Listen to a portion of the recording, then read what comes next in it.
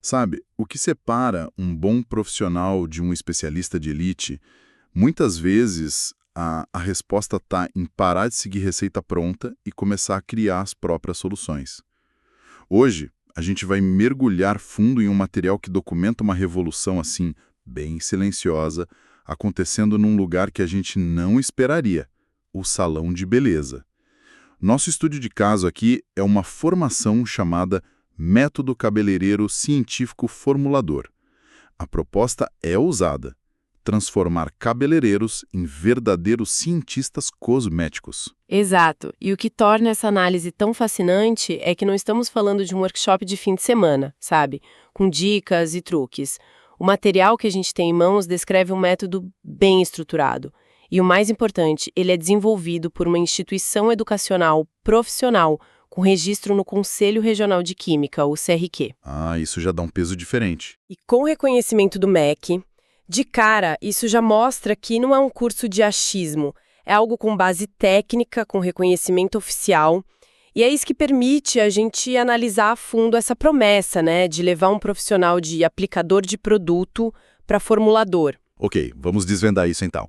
A primeira coisa que, assim, salta aos olhos na estrutura é que ela foi pensada para ser um processo, não um evento único. O material descreve um modelo híbrido. Não é só sentar e ouvir, certo? Definitivamente não. A espinha dorsal são 2 dias de imersão. E a palavra-chave aqui é prática, prática intensiva. Aham. Mas o que realmente me chamou a atenção é o que vem depois. São 3 meses de acompanhamento online. E isso, na minha visão, combate o maior problema de cursos curtos, a perda do conhecimento. A transformação real acontece no dia a dia do salão, quando as dúvidas aparecem, entende? Esse acompanhamento parece ser bem próximo, né? O material fala em mentorias mensais para correção de rota e tem também um grupo de suporte exclusivo no WhatsApp. Isso cria uma comunidade, um ambiente seguro para o profissional que está basicamente aprendendo uma nova profissão dentro da própria profissão. É uma mudança de identidade muito grande. Exatamente. E para solidificar esse conhecimento, o curso ainda inclui 2 livros físicos.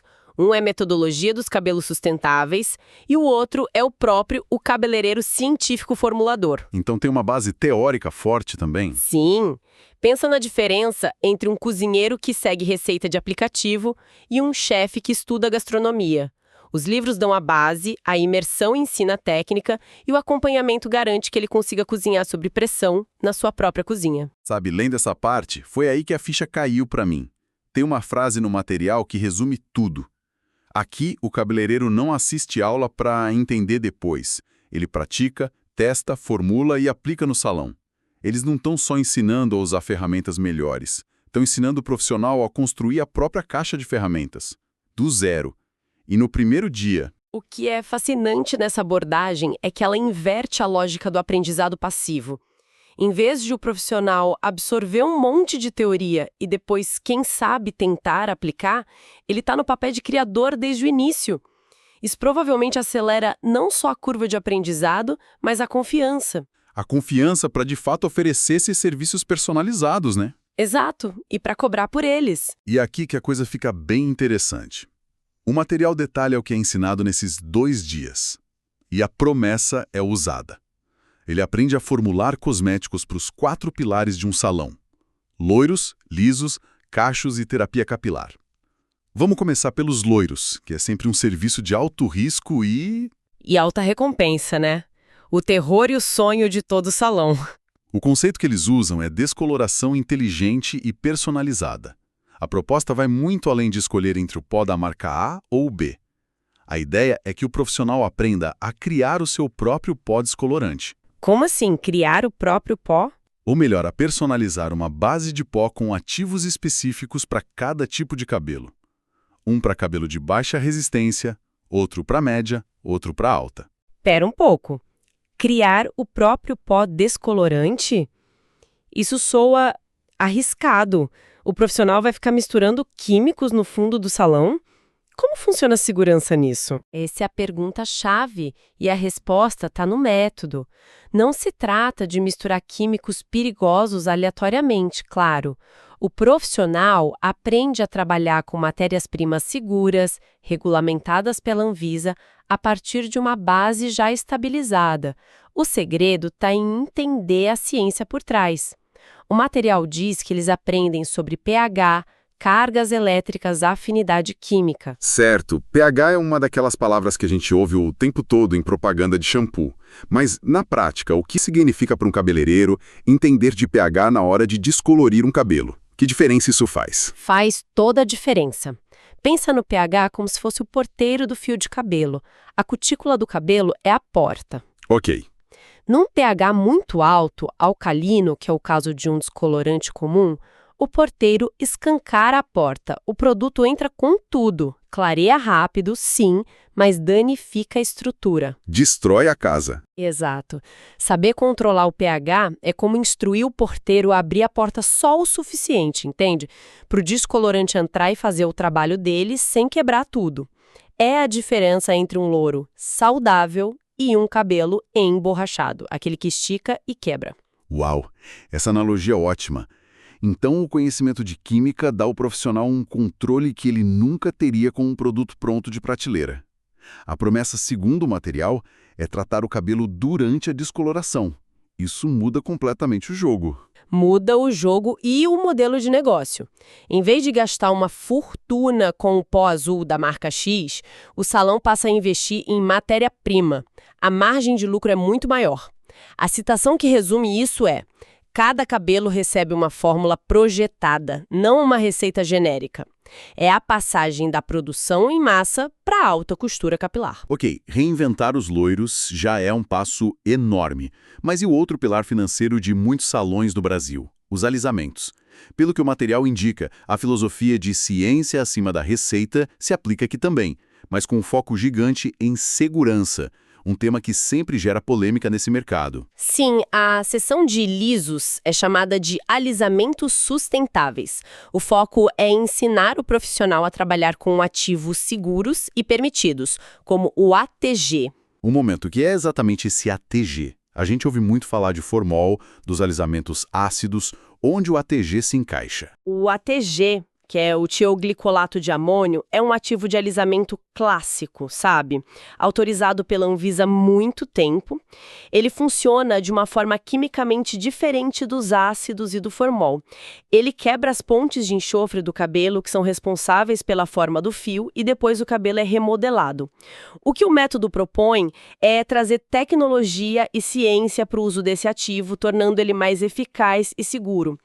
E também aborda os alisamentos ácidos, mas de uma forma diferente. Como assim? O material destaca o ensino da neutralização de progressivas ácidas. E eles fazem questão de frisar, não é modinha, é ciência. Isso é importante. É crucial. Muitos profissionais aplicam alisamentos ácidos, sem entender que o pH extremamente baixo do produto deixa o cabelo rígido, propenso à quebra a longo prazo. Aprender a neutralizar, ou seja, a reequilibrar o pH do fio depois do processo, é fundamental. É o tipo de conhecimento que liberta o profissional de seguir um protocolo cegamente. Faz todo sentido. É o porquê por trás do como. E, seguindo essa linha, eles vão para os cachos. E aqui a abordagem parece mudar de corrigir para celebrar. Exatamente. A área é chamada de cultura de cachos. A filosofia é de respeito à identidade do cabelo. O foco aqui não é alisar, mas potencializar. O profissional aprende a formular tratamentos exclusivos, usando ativos para devolver curvatura, brilho, maciez. Tudo isso respeitando a estrutura do cacho, que tem um equilíbrio bem delicado de água, lipídios e proteínas. Isso está muito alinhado com o movimento de transição capilar e valorização do cabelo natural, né? Mas a proposta aqui é ir além de só indicar um bom creme. É criar o creme ideal para aquele cacho específico. O material diz, nada de produto universal. Aqui o cacho é tratado como identidade. E isso nos leva à quarta área, que o material apresenta como uma frente de alta lucratividade, a terapia capilar. Aqui, o conhecimento científico se transforma em solução para problemas do couro cabeludo, da haste. O profissional aprende a criar tônicos capilares para diversas patologias e a desenvolver protocolos terapêuticos personalizados. É nesse ponto que o cabeleireiro deixa de ser apenas um estilista e se torna um consultor de saúde capilar. E imagino que o impacto financeiro seja direto. Com certeza, isso abre as portas para um modelo de negócio de alto valor agregado e com recorrência. O cliente não vai mais ao salão só para cortar ou colorir, mas para um tratamento contínuo. O material até menciona a venda de cosméticos próprios, formulados pelo cabeleireiro para o cliente levar para casa. Nossa! A margem de lucro, nesse caso, sai do controle da indústria e vai direto para o bolso do salão. É autonomia completa. Tudo isso soa incrível na teoria, mas me leva a uma questão prática fundamental. Onde esses profissionais conseguem os ingredientes? Uma coisa é saber a receita, outra é ter acesso à farinha, aos ovos, ao fermento de alta qualidade. Esse parece ser o grande gargalo. E o material aborda isso como o elemento que muda completamente o jogo. A solução apresentada é o credenciamento a um laboratório exclusivo da Inova. Esse acesso é o que transforma a teoria em realidade comercial. Segundo o documento, o profissional credenciado passa a ter acesso a mais de 140 ativos cosméticos de alta tecnologia. E não são quaisquer ativos, certo? Tem um ponto crucial que eles destacam. Exato. A afirmação é que são matérias-primas que normalmente ficam só na mão da indústria. Basicamente, o que está sendo proposto é a democratização do acesso a ingredientes que antes eram exclusivos dos grandes laboratórios de P&D. Entendi. O material argumenta que é por isso que os alunos do método têm sucesso. Eles têm as mesmas ferramentas que as grandes marcas, mas com a agilidade e a personalização que só um profissional autônomo pode oferecer. Isso levanta outra questão importante que eu já mencionei: a responsabilidade. Dar acesso a esses ativos poderosos não aumenta exponencialmente o risco para o profissional? Se uma fórmula LERA der errado, a situação legal não fica muito mais complicada? Sem dúvida, e a credibilidade de todo o sistema depende da resposta a essa pergunta. O material aponta duas salvaguardas. A primeira, como a gente já falou, é o registro no Conselho Regional de Química e o reconhecimento do MEC, que estabelece um padrão educacional. Certo. A segunda é a menção de que todo o desenvolvimento tem o respaldo técnico da química industrial Quila Sampaio. Isso adiciona uma camada indispensável de segurança e validação científica. Sugere que os profissionais não estão sozinhos, eles operam dentro de um ecossistema com suporte técnico. Entendi. Então, com todo esse nível de complexidade e responsabilidade, fica claro que essa formação não é para qualquer um. Para quem é, afinal? O material define um perfil bem específico? Sim. É direcionado a um profissional que já sente uma certa inquietação, sabe? Que está cansado do mais do mesmo. O documento lista algumas características. É para quem quer se diferenciar de verdade. Parar de depender de marcas e protocolos prontos e ter a confiança para cobrar mais. E cobrar mais com base em um conhecimento técnico que pode ser comprovado. É para quem quer resolver os casos mais difíceis. No fundo, então, é para quem busca uma mudança de status profissional. O objetivo é deixar de ser visto como um aplicador de produto e ser reconhecido como um especialista, um consultor capilar que resolve problemas que outros não conseguem. O resultado final prometido é essa transformação de mentalidade. O profissional sai do método pensando como formulador. Ele passa a trabalhar com ciência aplicada, ganha liberdade técnica, criativa e, como consequência, tem a capacidade de criar sua própria linha de cosméticos e assumir o controle total do seu ofício e de suas finanças. Então, o que tudo isso significa?